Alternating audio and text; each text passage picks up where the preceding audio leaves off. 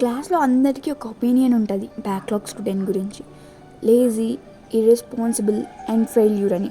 కానీ ఎవరికి తెలీదు వాడు పడిన తర్వాత కూడా ఎవ్రీడే ఫైట్ చేస్తున్నాడు అని. వాడి మైండ్లో నాకు ఫ్యూచర్ ఉందా అని ఒక సైలెంట్ వారే నడుస్తుంది. క్లాస్లో అందరి ముందు నవ్వుతాడు, కానీ పడుకునే ముందు వాడి థాట్స్తో వాడే ఫైట్ చేస్తున్నాడు.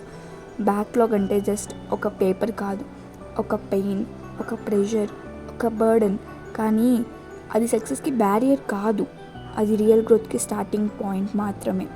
ఒక పేపర్ ఫెయిల్ అయితే నువ్వు ఫెయిల్యూర్ కాదు, జస్ట్ ఒక అటెంప్ట్ మిస్ అయింది అంతే. నువ్వు స్ట్రగుల్ అవుతున్నావంటే నువ్వు ట్రై చేస్తున్నావని, అండ్ దట్ మీన్స్ నువ్వు ఆల్రెడీ 90% అహెడ్ ఉన్నావు. సో సెల్ఫ్ డౌట్ వదిలేసేయి, కంపారిజన్ వదిలేసేయి, పేజ్ ఓపెన్ చేయి, ఒక్కసారి చదవడం స్టార్ట్ చేయి.